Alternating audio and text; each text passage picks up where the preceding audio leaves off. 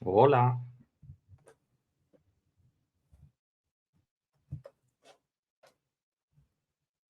Hola, público. ¿Se me oye? ¿Me podéis confirmar que se me oye?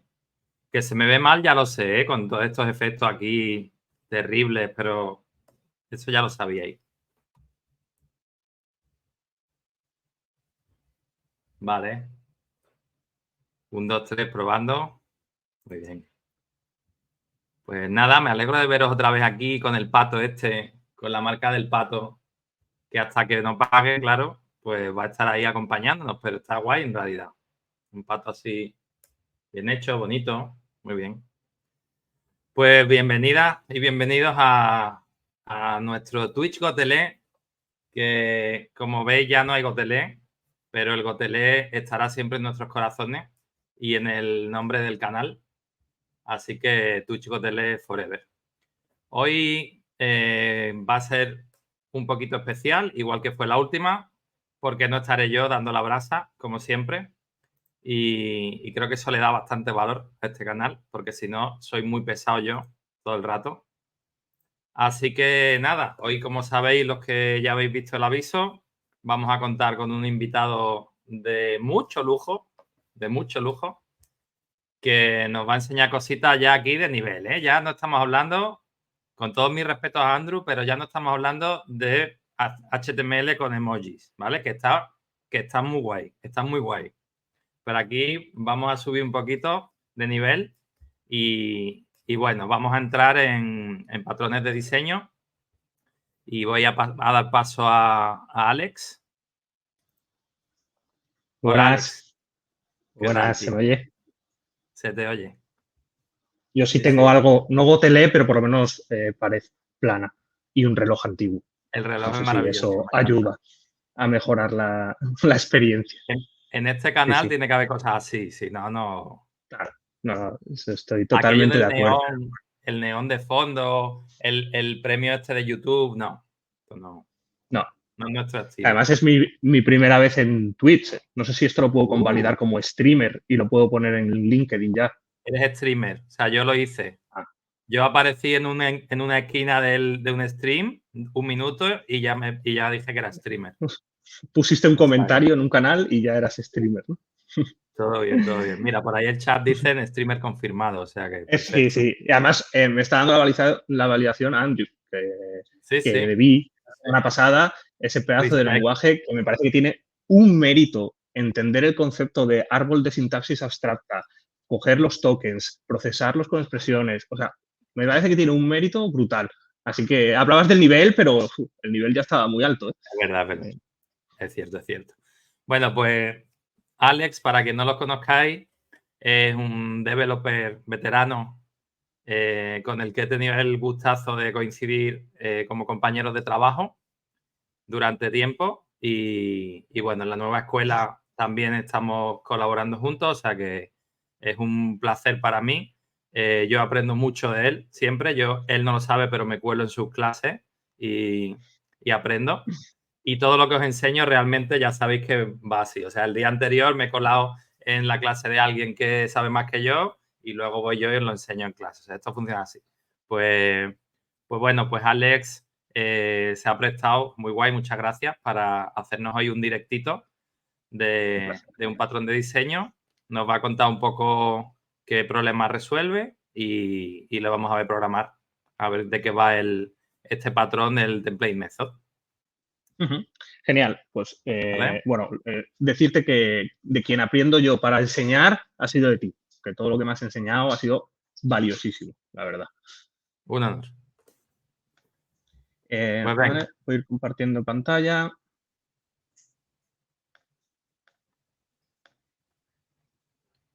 Confirmarme que se ve.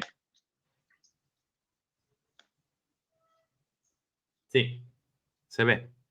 Vale. A partir de aquí me quedo ciego con el chat porque no tengo doble pantalla, así que Mario ahí te pido que me eches un cable y que me interrumpáis cuando queráis. O sea, que paramos, volvemos a explicar lo que se necesite. ¿Vale? Perfecto. Vale, entonces, ¿qué vengo a enseñar un poquito? Yo no sé si conocéis un poco la frase esto del inglés se enseña mal, que se puso de moda, pues, bueno, porque nuestro nivel de inglés en España a veces es un poco complicado.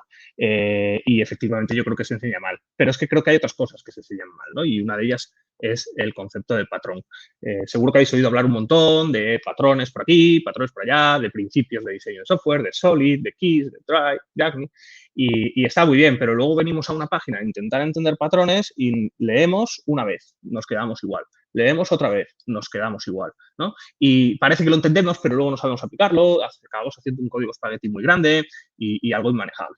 Entonces, bueno, hoy vengo a darles una pinceladita muy pequeñita del concepto patrón y he elegido este ejemplo, el template method, porque el strategy ya tiene owner, entonces he elegido el template method, ¿vale? Para enseñároslo, luego lo compararemos con el strategy, que ha sonado por el canal, ha sonado por algunos sitios, y veremos un código de ejemplo donde transformaremos un código que no implementa el patrón a un código que sí implementa el patrón, ¿vale? Y cómo se realizaría. Entonces, antes de meternos en el template method per se, para quien no esté familiarizado con esto de los patrones, ¿qué son? ¿No? O sea, ¿qué es esto del patrón de diseño? Un patrón es un problema que se repite, ¿no? Un problema que se va repitiendo, que se detecta y a ese patrón se le puede aplicar soluciones. Entonces, el software ya lleva mucho tiempo, ya hay muchos gurús del software desde hace muchos años y un grupo, el Gang of Four, decidió sentar unas bases de ingeniería sobre el software. Y dentro de esas bases detectaron que había problemas que se repetían constantemente en las aplicaciones que hacían, en el software que construían. Y dijeron, vamos a sacar una guía para cierto tipo de problema, ¿qué solución le daríamos? ¿Vale? Entonces, al final, esos patrones de diseño parten de un problema conocido en el mundo del desarrollo y aplican una solución sin cosas como acoplamiento, utilizando clean code y cosas que puedan crecer y mantener, ¿no? El software tiene que poderse mantener, porque si no, vivimos en un fuego constante, no hay ni Dios que quiera coger la funcionalidad X porque toca una parte que nos vuelve locos. Entonces, el software tiene que mantenerse. Entonces, para eso se crean los patrones. Ahora hablamos un poquito de los diferentes patrones que hay, o al menos las categorías. Y básicamente hay un concepto que es el principio SOLID, hay unos principios de diseño que es la base, y estos patrones simplemente son casos particulares al problema aplicando estos principios, ¿vale? No me voy a meter porque no me queda tiempo, podríamos hacer otra de SOLID en algún momento, pero no me queda tiempo, pero no me voy a meter en los principios SOLID uno por uno, pero que sepáis que esto simplemente es un caso particular del concepto de principio SOLID. Entonces, ¿cómo se estructuran los patrones? Los patrones se estructuran en tres bloques, ¿vale? En tres categorías. Estos patrones fueron diseñados para la programación orientada a objetos, ¿vale? Por tanto, están muy pensados en la programación orientada a objetos, pero existe la opción de llevárnoslos a programación funcional y a otro tipo de paradigmas de la programación, ¿vale? No son exactamente igual, pero se pueden extrapolar. Y entonces, ¿en qué se dividen? Patrones creacionales, estructurales y de comportamiento, ¿vale? Los creacionales nos ayudan, que son estos de aquí, que algunos os sonarán, es muy mítico el singleton, nos ayudan, son mecanismos que nos ayudan a crear objetos, se preocupan de ese problema. Es decir, la creación de objetos es un tema que preocupa en la programación orientada a objetos. Es decir, ¿cómo voy a crear esos objetos? Es muy fácil, con un new, Alex. Sí, eso está muy bien para el ejercicio de un curso o lo que sea. Pero ¿qué pasa en una aplicación empresarial? Pues ya tienes como muchos objetos que interactúan entre ellos, que son muy grandes, más pequeños, que ejecutan o se dedican a cierta cosa, y ya la creación no es tan fácil, ¿vale? Entonces, estos patrones te ayudan a crear esos objetos. Luego tienes otros patrones que son los estructurales, ¿vale? Estos básicamente lo que se encargan es, tengo objetos, los quiero crear en estructuras aún más grandes, ¿vale? Crear objetos más grandes, ¿vale? Aquí, no sé, el decorador, si alguien ha trabajado con Angular o con Nest.js en el back, tienen decoradores, ¿vale? Esos arroba que están por ahí, hay decoradores. En Java hay decoradores, ¿vale? Pues es un patrón muy utilizado, el decorador, ¿vale? El de arrobas con anotaciones, se puede hacer decoradores con o sin anotaciones, ¿vale? Entonces se encargan de generar, dada una estructura o varias estructuras, cómo consigo empastarlas para formar una estructura más grande, ¿vale? En diversos problemas, cada uno soluciona un problema. Y luego están los patrones de comportamiento. En este caso, partimos de una premisa, que es que los objetos ya están instanciados. Es decir, ya hemos hecho un new del objeto, ya tenemos instancias de objeto. Lo que se encargan esos patrones es de ver cómo interactúan los objetos entre ellos, ¿vale? Y cómo se comportan y cómo se les da responsabilidad. Y aquí se utilizan un montón. Hay muchos que no sabéis ni siquiera que estáis utilizando, ¿vale? Pues, por ejemplo, el observer, el iterador. Todos estos se utilizan a diario y los tenéis en vuestro día a día probablemente sin saberlo, ¿vale? Entonces, uno de los que me gustan a mí, bueno, me gusta mucho el strategy, pero uno de los que venimos a ver hoy es el template method, ¿vale? Así que ya, ahora sí que sí, nos metemos en el patrón template method, que es uno de comportamiento. Y repito, comportamiento, los objetos ya están creados, ¿vale? Entonces, una vez que están creados, cuando yo quiero ejecutar una operación, ¿cómo se va a comportar con otros objetos o con otras definiciones dentro de mi negocio, ¿vale? Entonces, el template method parte de un problema, porque si no, no sería un patrón.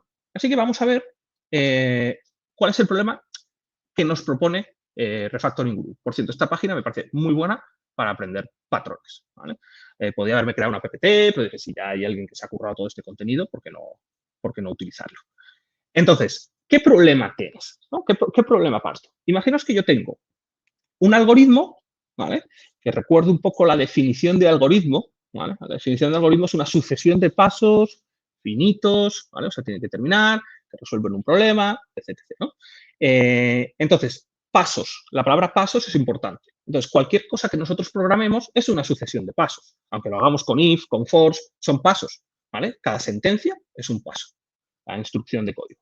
Entonces, los algoritmos a nivel de negocio, de funcional, también tienen pasos, ¿no? Pues, por ejemplo, yo estoy aquí, soportar archivos en una aplicación de extraer, de minería de datos, de analizar documentos de datos, yo quiero soportar archivos y quiero soportar diferentes tipos de archivos, ¿vale? Pues docs, aquí CSV, PDF, JSON, etc, etc, etc. Entonces, eso tiene varios pasos. Hay un paso que es abrir el archivo. Hay otro paso que es extraer los datos, ¿vale? Del archivo. Hay otro paso que es parsear los datos, analizar los datos, reportar los datos y cerrar el archivo. Esos serían como los pasos más globales. Luego cada uno tiene dentro diferentes líneas de código. Entonces, ¿qué pasa? Que yo soporto doc y ahora quiero soportar CSV. Entonces, veis que hay un paso diferente. O sea, hay varios pasos que son iguales. Abrir un archivo es igual en cualquier, da igual el tipo de archivo. Analizar un dato parseado es igual porque cumple un mismo contrato. Mandar un reporte de analíticas es igual, da igual del tipo de archivo. Pero hay dos pasos en concreto que son diferentes. ¿Por qué? Porque no se extrae los datos de un PDF igual que de un doc. O no se hace el parse de un PDF igual que de un CSV, ¿vale? Entonces, ¿qué pasa? ¿Qué suele pasar aquí? Pues en el método, en la función minar datos que tengamos en nuestro código, tendremos un código que es igual y tendremos un bloque de código diferente que empezaremos a meter cositas como if tipo doc, hago una lógica. Else, si es CSV, hago otra. Else, si es PDF, hago otra, ¿no? Y meto esa estructura if-else de distinción de casos y luego continúo con mi código.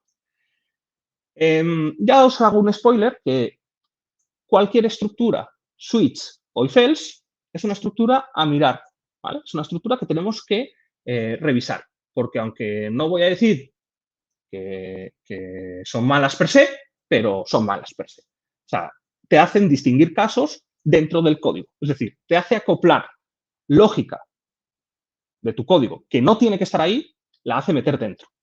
Y dice, pero Alex, solo es un if-else o 3 casos. Si mañana metes otro, pues le añado otro else, otro switch y esto está genial porque está ahí bien.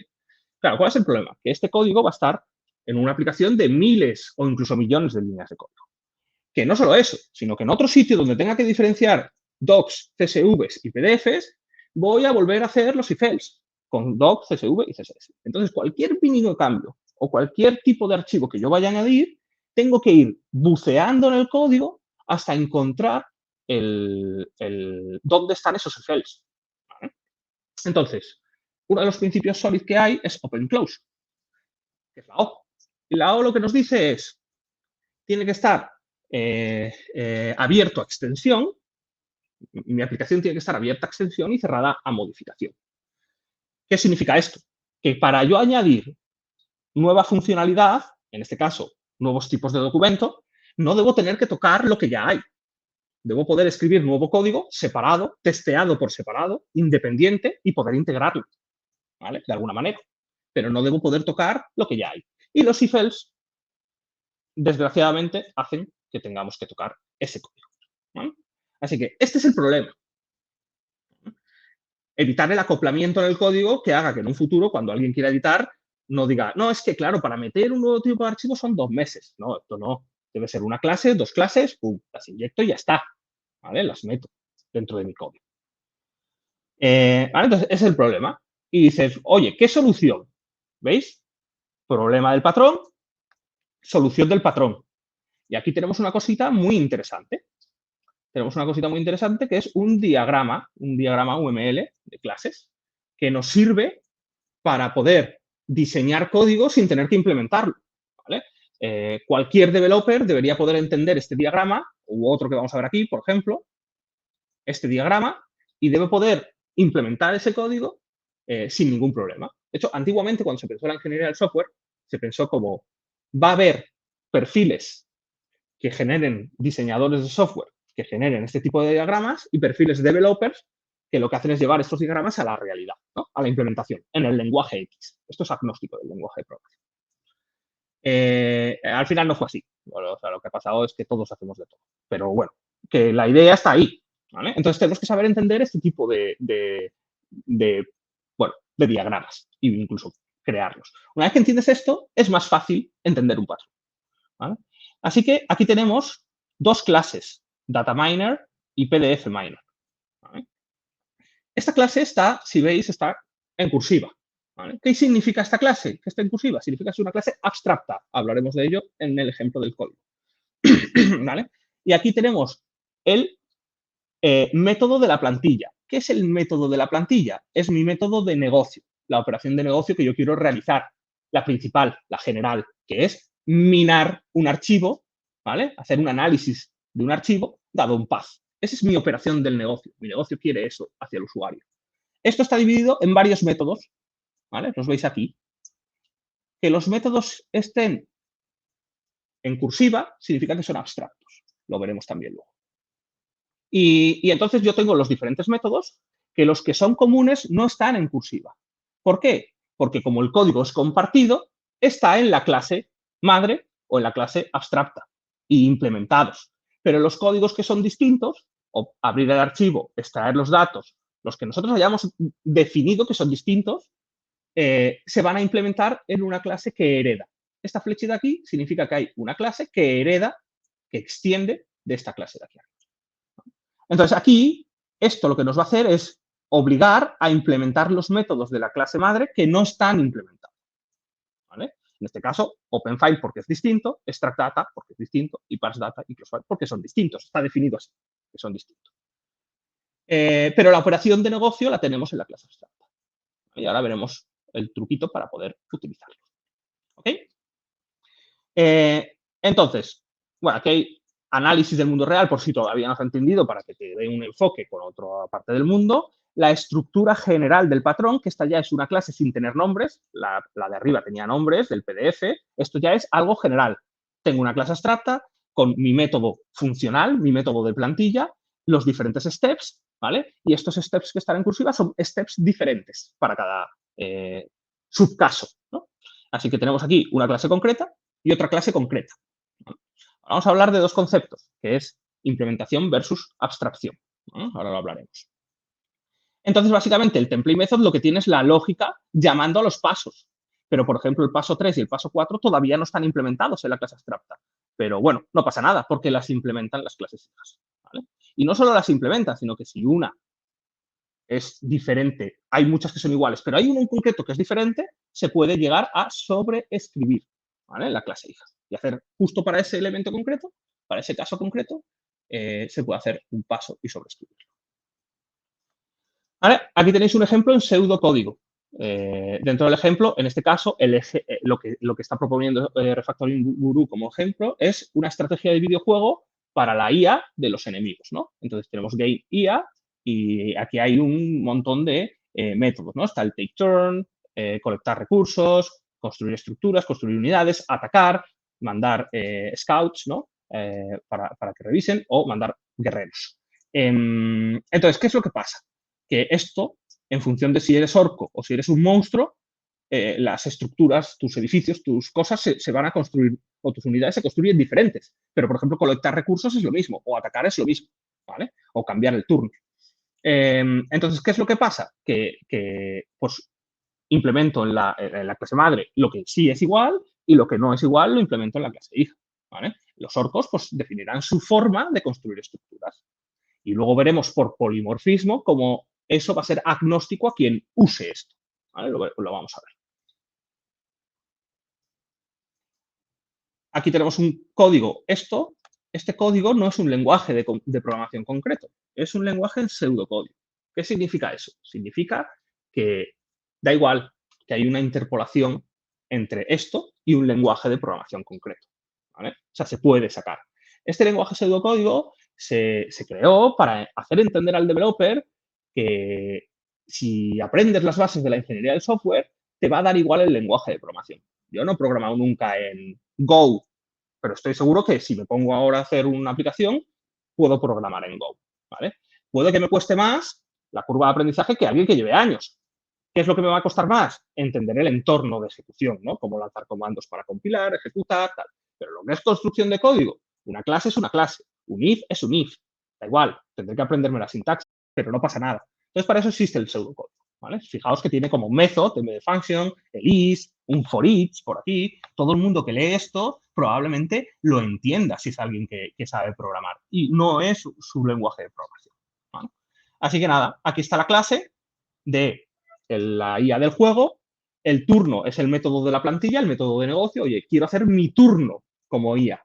¿Y en qué consiste el turno? Colectar recursos, construir las estructuras, construir las unidades y atacar.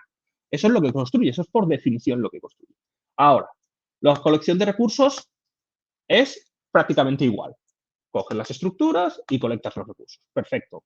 Pero, Alex, las estructuras no están construidas. ¿Cómo sabe qué estructuras son? Claro, porque para eso tenemos este de aquí, que este no está implementado, ¿vale? Solo está definido. Ya las clases hijas lo implementarán. Y lo mismo con la construcción de unidades. Pero la clase madre puede utilizarlo. ¿Por qué? Porque es una clase abstracta. Y ahora veremos qué significa eso. ¿Vale? Entonces, luego ya creas las clases concretas y aquí tienes. Construir las estructuras. ¡Pum! Código de construcción de estructuras. Ya está, ahí está. Construir las unidades. ¡Pum! Código de construcción de unidades. Aquí tenemos un if else. Esto ya, a mí los if else ya me chirrían. Cuando veo esto puede ser porque este patrón, o sea, esta parte no se solucionaría con este patrón. Necesitaríamos otro o necesitaríamos otra forma de solucionarlo para quitar ese if else. ¿Vale? Ok, luego veremos la aplicabilidad. Entonces, esto como introducción, ¿vale? Algoritmo de negocio, operación de negocio, reservar un vuelo. ¿Qué pasos tiene? 1, 2, 3, 4, los que estén definidos. ¿Qué pasa? Que en función de si mi tarifa es premium o es no sé qué, voy a tener o necesitar una lógica del negocio diferente. Mis instrucciones son diferentes, pero el resto son iguales. Y no quiero ni reutilizar código, ni quiero empezar a meter if else por todo el código, porque eso acopla, ¿vale? Y de hecho, ahora si queréis, veis en el editor lo que se llama la complejidad ciclomática, ¿no? Eso acopla per se. Entonces, vale, implemento el patrón. Así que las cosas que sean diferentes las voy a desarrollar en cada una de sus subclases, pero lo común lo desarrollo en una clase abstracta, ¿vale? Entonces, ese es el objetivo del patrón. Vamos a ver un ejemplito, ¿vale? Y, Mario, yo no sé si, mientras preparo todo esto, si hay alguna duda, estoy hablando mucho. Por ahora no han preguntado nada. Están dormidos, ¿no? No estás hablando mucho, está todo perfecto. Genial. Entonces, venga, pues seguimos. Aquí tengo mi código. Ya estoy en Visual Studio Code, se ve bien, te doy un poquito de zoom, que seguro que ayuda. Vale, tengo código, voy a cerrar todo. Entonces he preparado dos carpetitas. Una con un ejemplo, ahora os expongo el caso, ¿vale? Pero un ejemplo sin el patrón y luego implementaremos juntos el patrón, ¿vale? Lo haremos juntos. Entonces, en el ejemplo sin el patrón, vais a ver que el código parece mucho más sencillo porque está aislado, pero veremos, o sea, si nos lo imaginamos en una gran aplicación, es donde se nos va a producir el problema, en la mantenibilidad, en el crecimiento de esa aplicación. ¿Vale? Entonces, os expongo un poquito el caso. ¿Cuál es nuestra problemática?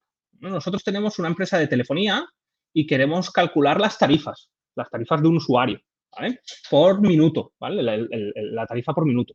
¿Qué es lo que pasa? Que, claro, hay usuarios que tienen prepago, hay usuarios que tienen contrato, hay usuarios que tienen tarifas ilimitadas. Entonces, ¿cómo gestiono eso? ¿Vale? Pues, si vamos aquí, yo me he creado mi clase, Fair Calculator, ¿vale? Que tiene su método de negocio, calcular factura. ¿Qué necesita? Necesita los minutos y necesita un plan, ¿vale? El plan al que estoy sometido, que es un string, ¿vale? Esto dices, no, pero esto se podría mejorar con un enum, ¿vale? Cuidado con los enums que nos producen ciertos problemas también. O sea, están muy guays, a mí me gustan, pero tienen la posibilidad o nos llevan o nos inducen a este código, a casos, a distinción de casos aquí, ¿vale? Y te va a devolver, este método te va a devolver un number, ¿vale? Que es la pasta. Es decir, ¿cuánta pasta te va a costar esto, ¿no? Entonces, ¿cómo hacemos? Fácil, easy. Declaro mi variable, pum, pum. Hago, si el plan es prepaid, pum.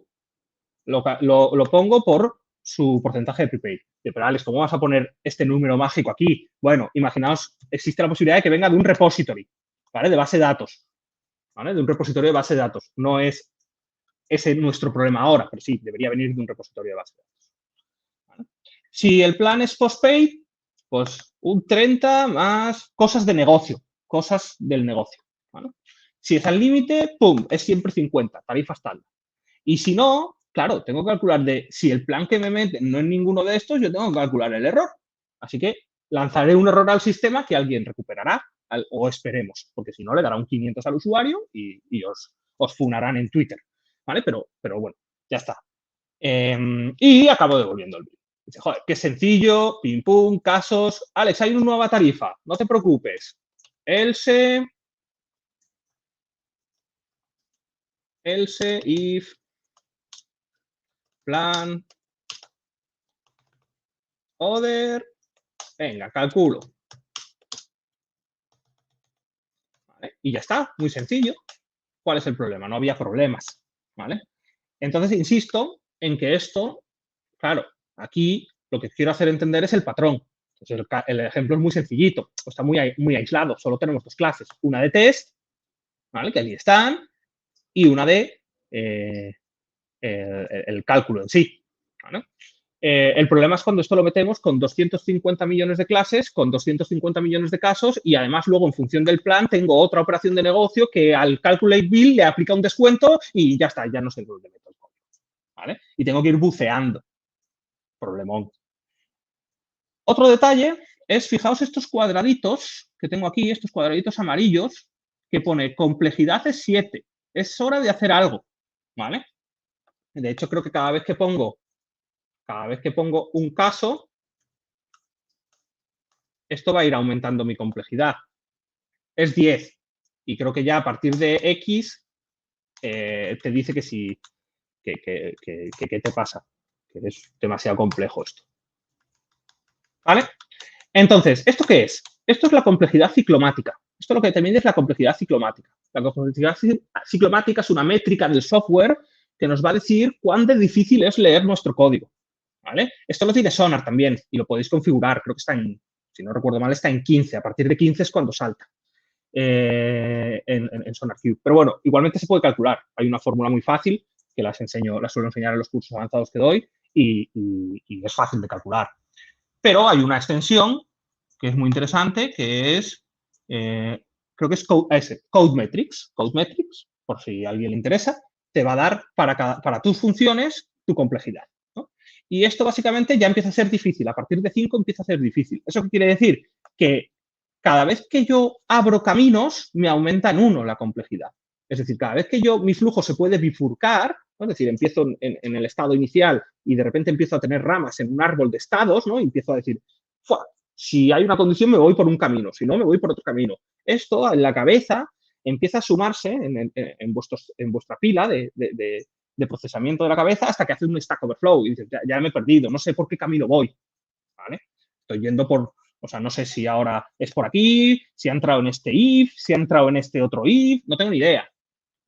Y entonces eso, pues es una métrica, en teoría, mala. ¿La podéis usar o no? ¿Os puede gustar o no? A mí me gusta. Me gusta que mis proyectos no tengan complejidad ciclomática y que no revienten la cabeza de mis developers. Entonces, vale, este es el problema. ¿Cómo lo transformamos? ¿Vale? Vamos a transformarlo.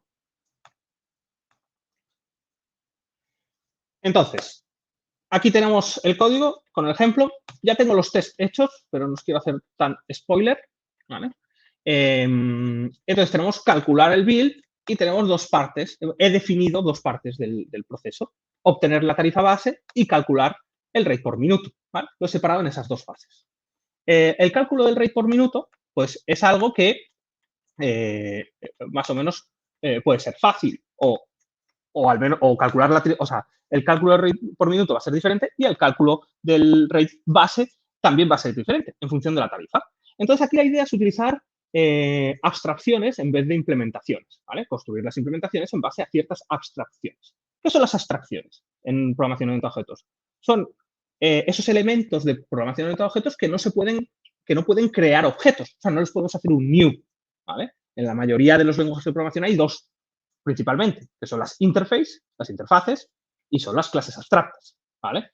Una interfaz solo define métodos, solo define contratos, y una clase abstracta define implementaciones comunes más contratos, ¿vale? Así que vamos a empezar a crear la clase abstracta. Esa clase abstracta que se llame FateCalculator, ¿no? Que de hecho ya la tenemos aquí.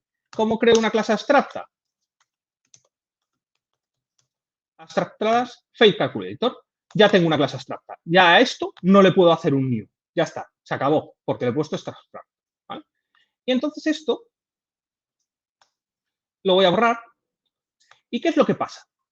El plan, el parámetro plan es el que nos obligaba a distinguir casos, ¿vale?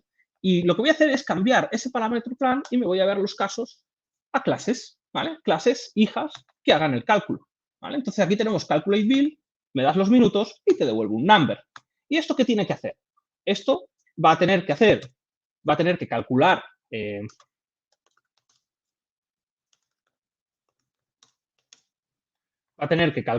el base rate, pero es que no está. Venga, pues vamos a hacerlo.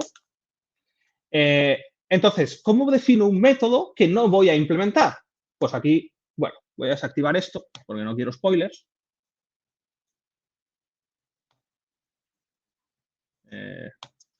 No sé ni desactivarlo, ¿eh? Disable. ¿Así? Sí, es que lo cambiaron hace poco. Tienes que ir dándole al disable por cada lenguaje. Vale. Antes tenías un quítate y ahora... Claro, claro. Sí. No sabía yo. Estoy desactualizado. ¿Vale? Pero no me está haciendo ni caso. Por cierto, te han dicho antes que muy bien explicado, ¿eh? Que como preguntabas si había dudas y si estabas hablando mucho algo, has dicho que todo clarísimo y que muy bien explicado. Genial. Pues entonces vamos en sintonía. Vale, pues entonces para definir un método que no voy a implementar y obligar a quien hereda de mí su implementación, hay que poner abstract al método, ¿vale? Así que get base rate, que es un método que básicamente va a devolver un number, ¿vale?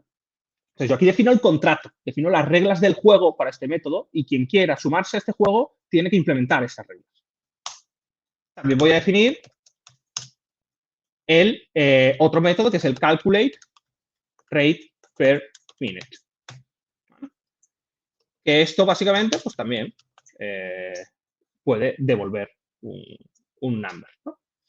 Entonces, básicamente, el método puede ser this punto, o sea, el método principal de mi negocio va a utilizar los diferentes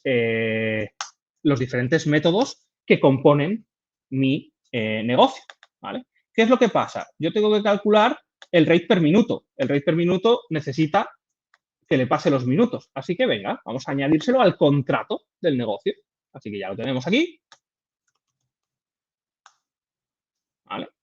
Aquí no sé qué, minutes, ¿no?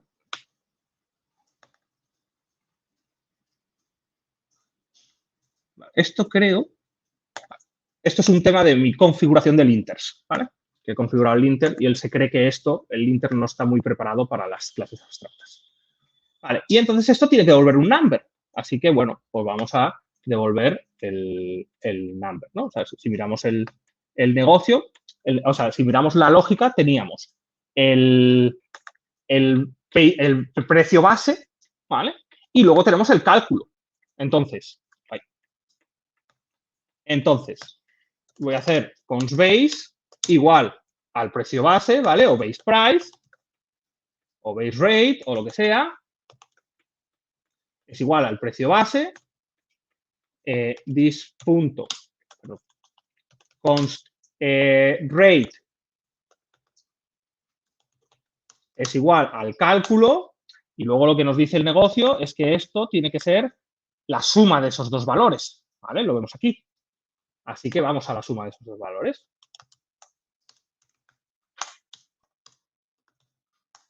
¿Vale? Pues ya tengo mi calculador. Claro, no puedo usarlo. No puedo usarlo porque esto no se puede instanciar y porque esto no está implementado. Vamos a instanciarlo y a implementarlo. Entonces yo voy a crear ahora una clase implementada de cada uno de los tipos de tarifa, de calculadores de tarifa, ¿vale? En función del plan. Esto se haría, por supuesto, en otra clase, o sea, en otro archivo, pero por simplificar un poco lo voy a hacer todo aquí, ¿vale? Entonces, el primer plan es el de prepago. El segundo plan es el de postpago y el tercer plan es Unlimited. Así que necesito 3 clases, ¿vale? Yo ya me he creado los tests porque he hecho semi-DDD, es mentira porque están todos los tests creados y eso tendrías que ir como funcionalidad por funcionalidad, y ya le he dado nombres a esas clases. Así que las voy a utilizar. Entonces vamos a hacer el prepago. Entonces tenemos la clase prepago y ¿cómo podemos decir que es un Fair Calculator? Pues lo extendemos, ¿vale? Tenemos que extender de Fair Calculator. Y ahora ya se queja. Dice, oye, ¿qué pasa aquí? No cumples mi contrato. No puedes jugar a este juego. Vale, pues vamos a implementar tu juego. ¡Pum! Ya lo tengo implementado. ¿Vale? Ahora, ¿qué pasa? Que como no lo he implementado, o sea, como no he hecho el código, tengo por defecto Visual Studio Code me pone un throw error de no estás implementando este método, me parece guay. Vamos a implementarlo. Entonces, base rate del plan prepago, ¿vale? El base rate, voy a irme a la chuleta del negocio. Esta es la chuleta del negocio, es 0. ¿Vale? Así que esto va a ser 0.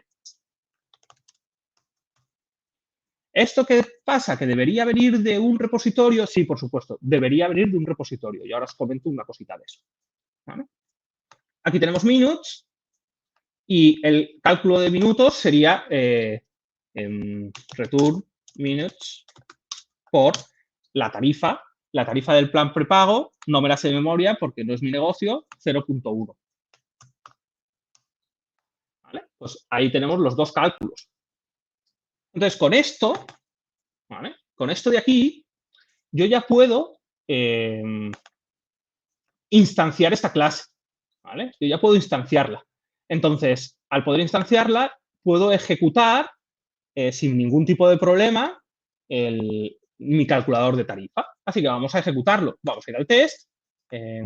Esto lo voy a hacer de mi calculadora, mi Fair Calculator. Me dice que esto, que me estoy calentando un poco, ¿vale? Porque no lo tengo creado y es verdad, tienes razón. ¿Vale? Lo voy a dejar aquí. Y estos, para que no me fallen los tests, pues los voy a comentar también, ¿vale? Porque todavía no tengo creado ni siquiera la clase base. Vale, a partir de aquí voy a poner esto para que se usen los tests, ¿vale? Para que esté dentro del test y voy a pasar mis tests, a ver si ya me pasa.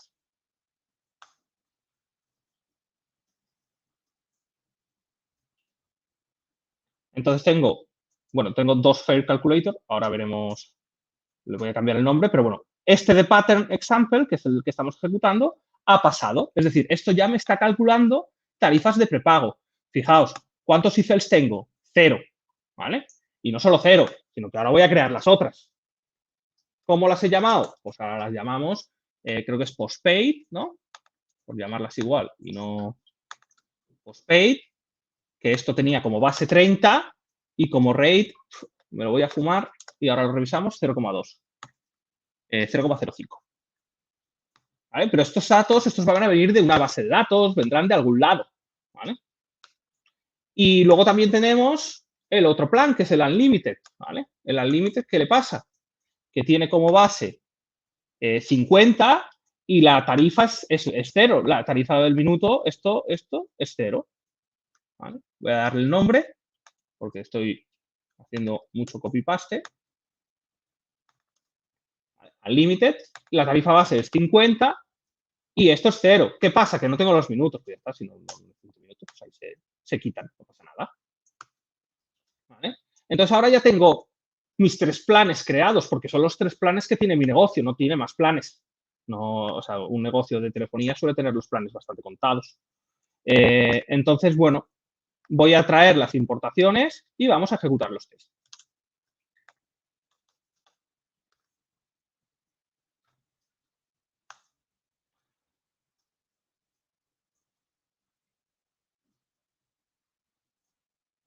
¿Vale?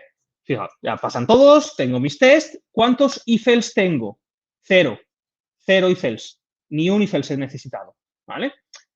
¿Cuántas distinciones de casos? Viene un nuevo plan, ¿no? La pregunta del open close que yo os decía. Negocio me está pidiendo un nuevo plan. ¿Tengo que tocar algo del código existente? No, absolutamente no. Creo mi clase, implementa mi calculadora y la uso. Le hago los tests independientes y listo. ¿Quiero quitar un plan? Pues ya está. Lo quito. Si es código muerto, lo elimino. Si no es código muerto, lo quitaré de la instancia. De quien instancie esto, pues dejará de instanciarlo. Ya está. ¿Vale? No hay ningún problema. Otra cosa interesante.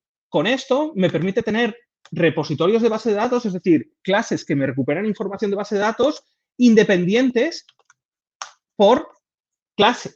Entonces, aquí yo puedo poner un repositorio que es de tipo plan prepaid plan repository, que se encarga de darme funcionalidades para poder recuperar un repositorio. O dices, no, pero es que no quiero hacer un repositorio por cada plan. No pasa nada, porque si hacemos abstracciones y definimos repositorios de planes, yo aquí podría inyectar solo el del prepaid plan.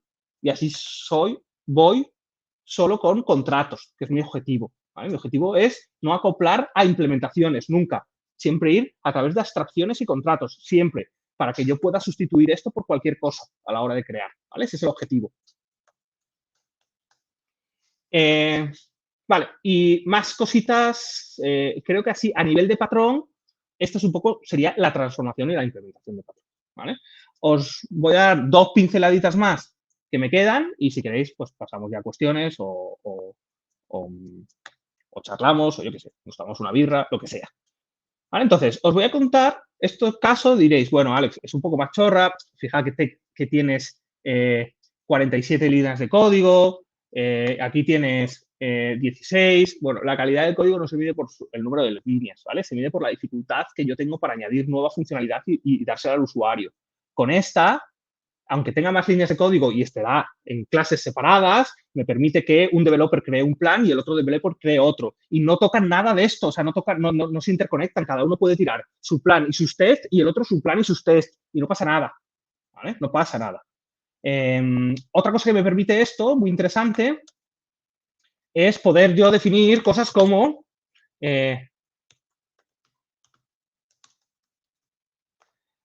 definir en la variable el contrato y dar implementaciones. ¿Vale?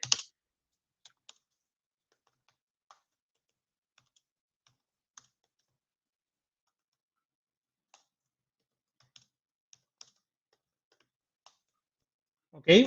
Fijaos, estoy creando un array con planes, pero cada uno es diferente. No pasa nada, porque yo lo único que me interesa es que sean planes de calculadora de tarifas. ¿Vale? Ahora yo podría hacer un myplans.forEach y a cada plan le voy a aplicar el método de calcular la tarifa por minuto. Y esto me puede sacar, por ejemplo, un array de comparativas de tarifas. Y es tan sencillo. Y que viene una nueva tarifa, no pasa ni media, porque se viene aquí, la creo la clase y la añado al array y ya tengo las tarifas disponibles. ¿Vale? Pero este código, no, perdón que me falta esto. Este código, ¿no? Si yo de repente quiero hacer un simulador de tarifas, de puta madre, porque ya O sea, este será mi código en el frontal y yo solo voy a ir añadiendo aquí planes cuando los cree, pero no cambia nada. El resto de mi aplicación se mantiene intacta, ¿vale? Así que esto es el poder de la abstracción y el poder del polimorfismo. Polimorfismo como filosofía de programación orientada a objetos, ¿vale? Esos principios de polimorfismo. Y por último, no, esta no es. Quiero hablaros de un caso real, ¿vale? Porque el template method tiene una cosa muy interesante, que es que puedes meter hooks, ¿vale? ¿Qué son hooks? Os sonará de React, ¿verdad? Pues los hooks son ganchos. Son ganchos que son piezas de código que pueden, o sea, son pasos en mi algoritmo que pueden no existir, que pueden no implementar nada, o si quieres extender la funcionalidad, le das, ¿vale? Le das implementación, pero si no, no. Entonces, por ejemplo, aquí en el ejemplo que tienen ellos de Refactor Project, dentro de mi template method tienen dos hooks en función de un ciclo de vida. Es decir, dadas estas operaciones, voy a dejar aquí algo por si alguien quiere hacer alguna cosa. Si no, pues que no lo implementen, pues lo implementen vacío, no pasa nada. Aquí lo mismo. Después de estas dos operaciones voy a dejar un hueco, es dejar huecos dentro del algoritmo para que alguien pueda añadir más código, ¿vale? Así que esto está muy bien porque en la base los implemento como vacíos y en las clases concretas, en esta no, pero por ejemplo en la clase 2 quiero que después de X parte del ciclo de vida hacer alguna operación. Pues ya le doy implementación. ¿Vale? Entonces, si más o menos esto está más o menos quedando claro y alguien ha trabajado con React, un caso de implementación de template method que usamos a diario es React en sí mismo, los componentes de React en sí mismos. Tienen ciclo de vida, tienen hooks, que puedes implementarlo o no, pero la función o renderizar, a muchos les sonará este diagrama, está hecho con la versión de clases, no con la versión de componentes funcionales, pero se puede extrapolar, ¿vale? Implementar un componente es extender de la clase React Component, ¿no? Y ese React Component es esa clase abstracta que tiene métodos implementados y tiene ya un render implementado que tú sobrescribes, ¿vale? ¿Por qué? Porque cada componente tiene su render. ¿Y qué es lo que pasa? Que tiene un algoritmo de, oye, en la primera fase monto, actualizo y desmonto. Y luego dentro del montar voy llamando a funciones, component did mount, component did update. Estos son hooks dentro del template method, que tú puedes elegir, tienes la elección de usarlos o no. ¿Vale? Pero para que veáis que este patrón sí se usa, ¿vale? Y que los patrones de diseño sí se usan, porque hay toda una tendencia a decir que es que, claro, que los patrones son sobre ingeniería, ¿vale? Que es que mira, el código que hace que no lo entiende nadie. Pues no sería posible un React sin patrones de diseño. O un Angular. Angular está plagado de patrones de diseño y de principios sólidos. Plagado. ¿Vale? Entonces, muchas veces cuando yo hablo con la gente, lo que estoy entendiendo es que realmente no están captando la filosofía de los patrones y de los principios, ¿vale? Ojo, no estoy a favor de la software-ingeniería, para nada. De hecho, también en cursos que doy avanzados hablo sobre este concepto y hablo que no siempre hay que utilizarlos probablemente. Y que hay momentos en un negocio en el que no me voy a poner a plantear esto y voy directamente a capón porque necesito la funcionalidad para mañana en una prueba que se va a destruir, por ejemplo. Pero hay ciertas cosas que si quieres que escalen, evolucionen, crezcan, tienes que darle un sentido de diseño. ¿Vale? Y ultimísimo, críticas de los patrones, o sea, ¿qué críticas tiene? Pros y contras, ¿vale? Los pros ya los he contado un poquito. Los contras, esta es muy interesante, lo que pasa es que necesitamos entender qué es el principio de sustitución del ISCOP, ¿vale? Que esto te puede producir problemas porque al sobreescribir un método de la clase madre, puedes cambiar su implementación y, por tanto, hacer que todo se rompa, ¿vale? Así que hay que tener mucho cuidado con no violar este principio cuando extendamos o hagamos herencia, ¿vale? ¿Y qué pasa? Cuando tienes muchos pasos diferentes y eso se vuelve muy loco, podrían llegar a ser difíciles de mantener. Entonces, aquí hay que ver el caso concreto y ver si un template method ayuda o no. Si no ayuda a nuestro problema, no lo usemos. Esto solo si dices, coño, me ayuda, lo voy a utilizar. ¿Vale? Y luego hay una cosa muy interesante aquí, y ya con esto sí que termino, que es, fijaos lo que dice, template method se parece a un strategy. Strategy es parecido. Cambias la implementación en un paso del algoritmo y lo que pasa es que las clases, o sea, no haces esta división de un método en pasos. Es una única operación y cada estrategia tiene una forma de hacer la operación, pero es una única operación. No hay subpasos, no está dividido en subpasos, ¿vale? Pero igualmente, lo que sí que me interesa son estas dos frases. El template method se basa en la herencia y el strategy se basa en la composición, ¿vale? ¿Qué significa esto? La herencia ya la hemos visto. Tengo unas clases madres y creo hijas que hereden, que reciban propiedades y atributos de esa clase, incluso implementaciones. ¿Qué es la composición? La composición es utilizar un objeto dentro de otro objeto y entonces formas una composición, lo compones, ¿vale? Entonces, hay un principio de diseño que dice que es preferible la composición sobre la herencia. Es un principio, es una norma de vida a la hora de desarrollar. Pues si tu principio es la composición sobre la herencia, probablemente te interese más el strategy, ¿vale? El strategy permite trabajar a nivel de objeto y puede mutar el objeto en tiempo de ejecución. El template method te crea toda la plantilla de una y no puedes mutar partes de la plantilla, puedes cambiar la plantilla entera, pero no mutarla. El strategy puedes cambiar el objeto en ejecución, el comportamiento, ¿vale? Entonces, entre template method y strategy hay casos que a mí me parece que pueden ser interesantes, pero en general suelo preferir strategy, ¿vale? Y poquito más. He ido rapidísimo, voy muy justo de tiempo y muchas cosas que quiero contar. Seguro que se me quedan cosas por el tintero. Voy a dejar de compartir. Ahí está. Bueno, muy ¿Respiráis guay. todavía o no? Sí, sí. Estás en directo todavía. Sí, no, claro. Está muy guay. A mí, además, me gusta como te espío en tu clase y siempre te escucho hablar de estas cosas, ¿no? De los UML, de la complejidad ciclomática, de desacoplar, de no sé qué. Y luego verte aplicar todo eso en código, pues la verdad es que es muy chulo. Muy chulo. A mí me produce mucha satisfacción también cuando de repente va saliendo y dices, ostras, estas piezas encajan, son puzzle. Y dices, wow, te cierra el círculo y te entra a la cabeza. No sé, Sí, me sí. parece muy interesante. Luego ya puedes utilizarlo o no, pero por lo menos conocerlo creo que te ayuda a programar. Y esto te lo puedes llevar a programación funcional, te lo puedes llevar a muchos sitios el concepto o la filosofía. Sí, sí. Pues en realidad habían preguntado la diferencia entre strategy y el pattern. Ya has estado hablando un poco tú. En realidad tenemos un par de minutos porque ambos nos tenemos que ir a otro lado ahora. Están dando las gracias por aquí, que ha estado muy bien. Y no sé si en 2 minutitos quieres explicar que preguntaban por aquí a partir de cuántos casos deja de ser overkill usar este patrón. Que ya han estado contestando otros a partir de 2, pero bueno, te lanzo la pregunta. No sé si hay un número concreto a partir de 2, o sea, con 3 ya es overkill, no lo sé.